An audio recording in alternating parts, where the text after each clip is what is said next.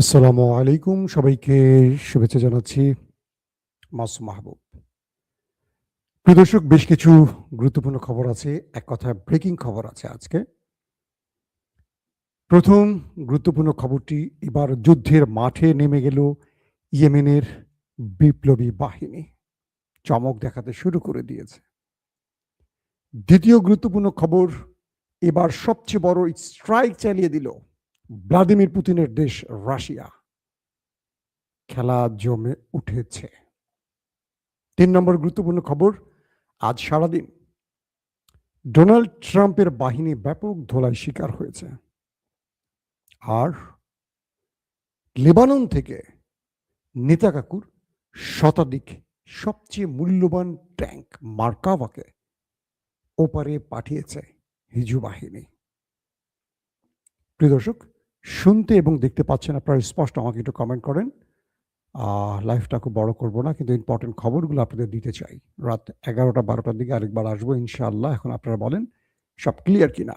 আমি দেখতে পাচ্ছি আপনারা যেখান থেকে কমেন্ট করছেন, রোমানিয়া থেকে করছেন, বাগদাদ থেকে করছেন, কিশোরগঞ্জ থেকে, জামালপুর থেকে, ইতালি থেকে, লেবানন থেকে, মালয়েশিয়া থেকে, লন্ডন থেকে।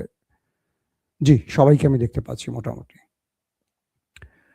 প্রথম যে খবরটি দিয়ে শুরু করতে চাই, আজকে সকালের যে লাইভটি করেছিলাম দেখেছেন হয়তোবা।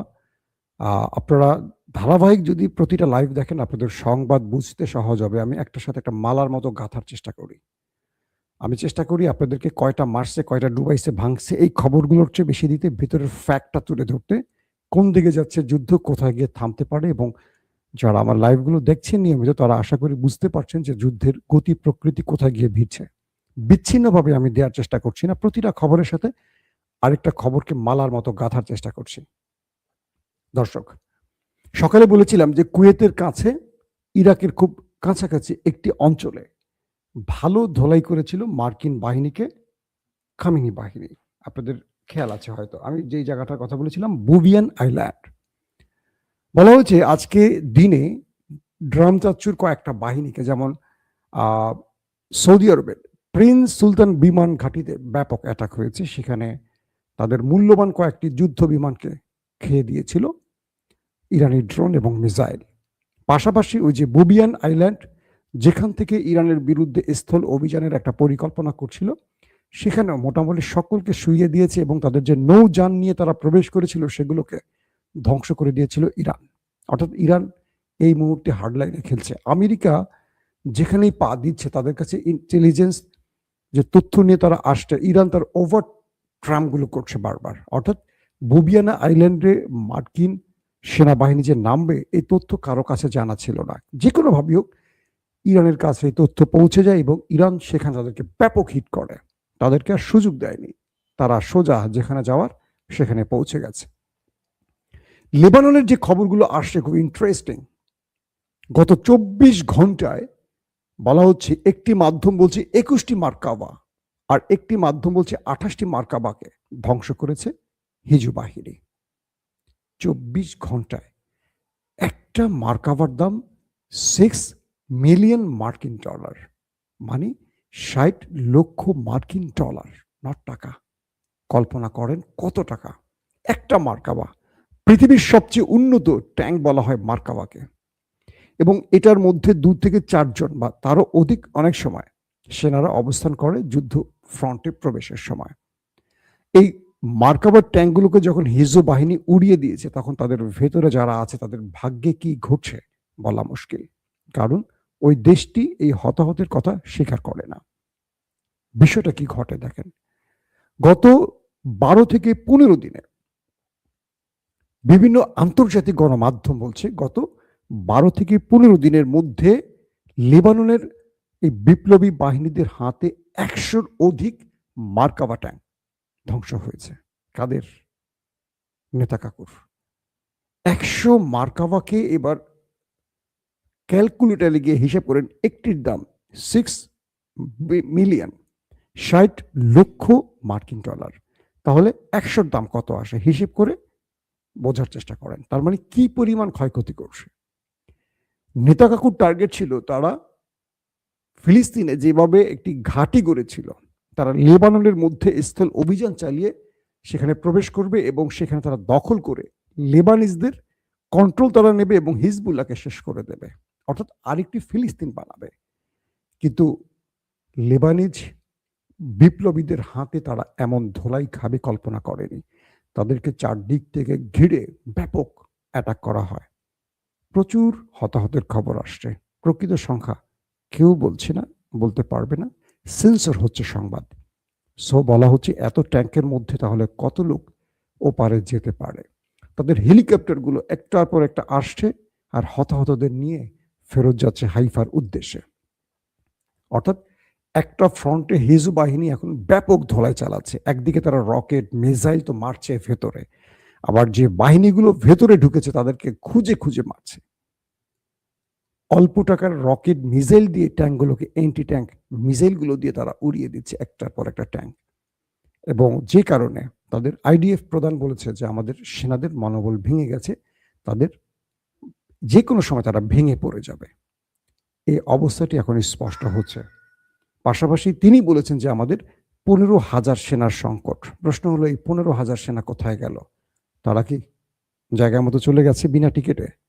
প্রশ্ন এটাই হতে পারে। দর্শক, দ্বিতীয় গুরুত্বপূর্ণ খবর, এই যুদ্ধে মাঠে নেমে গেছে হুতিরা। ইতিমধ্যে তারা হিজবুল্লাহর পাশাপাশি নেতা কাকুর বাড়িতে মিসাইল হিট করা শুরু করে দিয়েছে। অর্থাৎ ইরানের আরেক বন্ধু হুতিরা ইয়েমেন থেকে এবার সেই দেশটিকে টার্গেট করে, দক্ষিণাঞ্চলকে টার্গেট করে হিট করা শুরু করে দিয়েছে। হিজু বাহিনী এক অঞ্চলে, তারা এক অঞ্চলে, ইরান আরেক অঞ্চলে ভাগ করে এখন মারতেছে। আয় তোরা, মানে ইরান তো পুরো শহর, মানে পুরো দেশটার মধ্যে খুঁজে খুঁজে টার্গেটে মারছে। একদিকে হিজবুল্লাহ মারছে, মানে একটা হলো উত্তর পয়েন্ট, একটা হলো দক্ষিণ পয়েন্ট। এখন লেবানন আর ইয়েমেন একযোগে ভাগ করে শিডিউল করে করে তাদেরকে মারছে। মোটামুটি সাউন্ড হচ্ছে ভালো আকারে। তো এই ইয়েমেন যখন নেমে গেছে, ইয়েমেন বলছে যে তারা শুধু শত্রুকে দমন করবে না, তাদের আরেকটি জায়গায় শিক্ষা দেবে। সেটি কি? বাবুল মান্দাব। আপনাদেরকে যে কথাটি বলি, রাইট সির বাবুল মান্দাব তারা এখন বন্ধ করে দেবে। আরব রাষ্ট্রগুলোর রাউন্ড যে শেপটা ইউর মতো, একটা মাথায় আছে হরমুজ প্রণালী ইরানের, আরেকটা মাথায় আছে অ্যাডেন এবং সেখানে আছে আপনার লোহিত সাগর। তো এটার যে অঞ্চলটি, এটার নাম হলো বাবুল মান্দাব। এখান থেকে সুয়েজ খালে, মিশরের সুয়েজ খালে প্রবেশ করতে হয়। তো বলা হচ্ছে ইয়েমেন তারা বাবুল মান্দাব বন্ধ করে দিয়েছে। এই দুটো পয়েন্ট বন্ধ করে দিলে গালফ কান্ট্রির তেল মোটামুটি চলাচল বন্ধ হয়ে যাবে এবং মোটামুটি বিশ্বের কি বলবো যে তেল রপ্তানির মূল কেন্দ্রগুলো বন্ধ হয়ে যাবে এবং পুরো পৃথিবীতে ডোনাল্ড ট্রাম্পের অবস্থা কি হবে বুঝতেই তো পারছেন। এখন হরমুজ প্রণালী ইরান বন্ধ করে রেখেছে, আর নতুন করে আজ বাবুল মান্দাব বন্ধ করে দিচ্ছে হুতিরা। এটি হলো একটা অন্যতম সারপ্রাইজ। এখন পুরো খেলাটা ইরানের দিকে চলে আসছে। এরই মধ্যে সবচেয়ে বিগ সারপ্রাইজ দিয়েছে রাশিয়া। রাশিয়া এই যুদ্ধে সবচেয়ে বড় স্ট্রাইক চালায় দিল। এটা মিসাইল স্ট্রাইক নয়, এটা নিউক্লিয়ার স্ট্রাইক নয়, তেল। আমেরিকা খুব চমৎকার একটা খেলা খেলেছিল। তারা ইরানকে বলছিল যে তোমাদের উপর থেকে নিষেধাজ্ঞা তুলে নিয়েছি, তোমরা তেল বিক্রি করো। আর রাশিয়াকে বলছে যে তোমাদের উপরও নিষেধাজ্ঞা তুলে দিয়েছি, তোমরা তেল বিক্রি করো। কেন এটা আমেরিকা করেছে জানেন? ইরান আমেরিকাকে ভালোবেসে, বিষয়টা তা নয়। অর্থাৎ মধ্যপ্রাচ্য থেকে তেলটা যাচ্ছে না, না ইউরোপে যাচ্ছে না এশিয়া যাচ্ছে, সব পথ বন্ধ করে দিয়েছে হরমুজ প্রণালীর মাধ্যমে ইরান। তো ইরান যেহেতু সব পথ বন্ধ করে দিয়েছে, এখন বিশ্বের যে তেলের সংকট তৈরি হবে, সকল চাপ তো ডোনাল্ড ট্রাম্পের দিকে আসবে। শেয়ার বাজার পড়ে যাবে, গোল্ডের দাম পড়ে যাবে, সব পড়ে যাবে ধাপ ধাপ করে, এবং পড়ে যাবে মানে এইসব ঊর্ধ্বগতির দিকে চলে যাবে তেলের বাজার। যেই তেল আপনি কিনবেন 10 টাকায়, সেই তেল হয়ে যাবে এখন 200 টাকায়। তো এই বিষয়টা এখন ইরান চিন্তা করলো যে আমেরিকাকে যে শর্তগুলো জুড়ে দিল, আমেরিকা ইরানের কোনো শর্ত মানতে রাজি হচ্ছে না। রাশিয়া এখানে একটা দুর্দান্ত চাল দিয়ে দিল। কি? প্রথমে রাশিয়া এই যুদ্ধ শুরুর 28 দিন বা 27 দিনের মাথায় তারা কয়েক বিলিয়ন মার্কিন ডলারের তেল বিক্রি করে টাকা পকেটে ঢুকিয়ে ফেললো। এবার বন্ধু ইরানের জন্য রাশিয়া সবচেয়ে বড় সারপ্রাইজ দিল। রাশিয়া বলল 1 এপ্রিল থেকে জুলাই পর্যন্ত, 31 জুলাই পর্যন্ত তারা কোনো তেল এক্সপোর্ট করবে না, সকল তেল বন্ধ। খেলাটা বুঝতে পারছেন? সবচেয়ে বড় স্ট্রাইকটা কি? অর্থাৎ ইউরোপকে, আফ্রিকাকে বা পৃথিবীকে এখন যে তেলগুলো নিয়ে বাঁচতে হবে তার মূল জায়গাটা হবে ইরান কিংবা রাশিয়া। এখন মধ্যপ্রাচ্যের তেল বন্ধ করে দিয়েছে হরমুজ এবং এখন বাবুল মান্দাব। তাহলে ইউরোপ চলবে কিভাবে? গ্যাস পাবে কোথায়? তেল পাবে কোথায়? পুরো ইউরোপ। তাই আমেরিকা, ইরান এবং রাশিয়ার উপর থেকে নিষেধাজ্ঞা তুলে দিয়েছিল এই তেলের ক্ষেত্রে। ইরান বলছে যে আমার তেল নাই, আমি তেল বিক্রি করতে পারবো না। কারণ ইরানের সবচেয়ে বড় বিক্রেতা কারা? কারণ চীন। চীনকে তো কন্টিনিউ তেল ইরান দিয়েই যাচ্ছে, যত পারে তেল ট্যাঙ্কার ভরে ভরে চীন নিয়ে যাচ্ছে। আর এতদিন ধরে রাশিয়া তেল বিক্রি করছে, ভারত যাদের কাছে বিক্রি করার করছে, এবং সব দেশকে বলছে তোমরা এখন রাশিয়া থেকে তেল নাও। কে বলছে? আমেরিকা, মানে নিষেধাজ্ঞা তুলে দিয়ে। তো দেখলো ইরান, দেখলো আর রাশিয়া দেখলো, চীন দেখলো, এতে করে তো যুদ্ধ থামছে না, বা ইরানের পকেটে বিজয়টা পুরোপুরি আনা যাচ্ছে না। এখন রাশিয়া বলছে আমার তেল শেষ, বা আমার এখন আর তেল বিক্রি করার ইচ্ছা নাই, আমি এখন তেল বিক্রি করব না, আমি 1 এপ্রিল থেকে 31 জুলাই পর্যন্ত আর তেল বিক্রি করব না। এখন ইউরোপ হয়ে যাবে অন্ধকার, পুরো ক্লাবস ওয়ার্ল্ড তেল সংকটে পড়ে যাবে। আর যতটুকু আছে সেটার দাম কত হতে পারে কল্পনা করেন। রাশিয়া বলে দিয়েছে তেল বিক্রি করতে পারি যদি তুমি ইরানের উপর থেকে, রাশিয়ার উপর থেকে সকল নিষেধাজ্ঞা তুলে দাও, শুধু তেলের না, সকল নিষেধাজ্ঞা তুলে দিতে হবে এবং ইরানের শর্ত মেনে নিতে হবে। ইরান যে শর্তগুলো দিয়েছে এই শর্তগুলো তোমাকে মেনে নিতে হবে।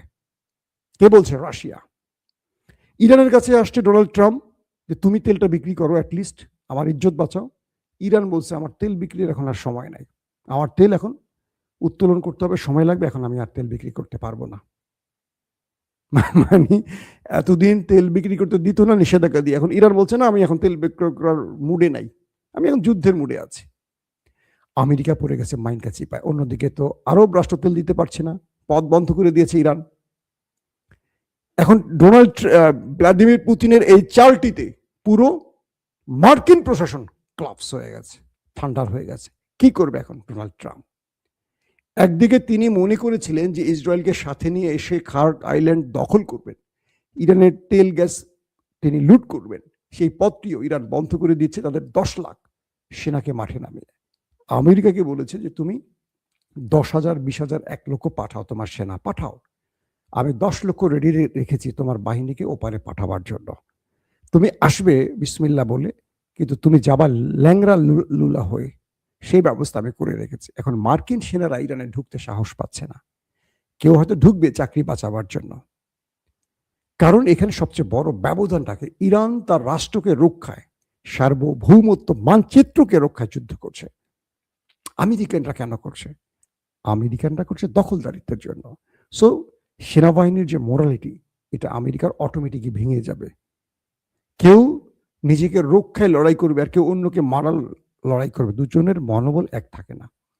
এখন রাশিয়া যে চালটা দিয়ে দিল এই পর্যায়ে এসে, যে তারা এপ্রিল থেকে জুলাই পর্যন্ত তেল বিক্রি করবে না, তাহলে ইউরোপের কি হবে? ইউরোপের কান্নাকাটি শুরু হয়ে গেছে। এখন ইউরোপ আমেরিকাকে বলছে তুই বেটা যুদ্ধ থামা, 2 দিন পরে আমার সব দেশ, আমার পুরো দেশ অন্ধকার হয়ে যাবে। এমনি ঠান্ডার দেশ, গ্যাস ছাড়া এরা চলতেই পারে না। পাশাপাশি এলএনজি প্রায় 17% অফ হয়ে গেছে কাতার থেকে, কারণ সেখানে হিট হয়েছে। যেই হিট হোক, কাতারে বড় হিট হয়েছে। কাতার, কুয়েত, দুবাই, সৌদি আরবেও আজকে ইরান বড় বড় অ্যাটাক করেছে। সব অ্যাটাকের পর যেটা বোঝা গেছে, মোটামুটি শত্রুকে একভাবে না 4 পয়েন্ট থেকে ইরানের মিত্ররা খেলছে। এখন রাশিয়া তার খেলাটা খেললো তেল দিয়ে, ইরান ফ্রন্ট খুঁজে খুঁজে এখন মারছে। আমেরিকা বিভিন্ন জায়গায় গোপনে ঢোকার চেষ্টা করছে, সেখানেও মারছে। কাল থেকে আজ পর্যন্ত মার্কিন সেনাদের ব্যাপক আক্রান্ত হয়েছে। ইরান দাবি করেছে তারা কয়েকদিনে প্রায় 500 মার্কিন সেনাকে ওপারে পাঠিয়েছে। এবং ইন্টারেস্টিং খবর, ঘাঁটিগুলো থেকে পালিয়ে চলে গেছে ট্রাম্প বাহিনীগুলো।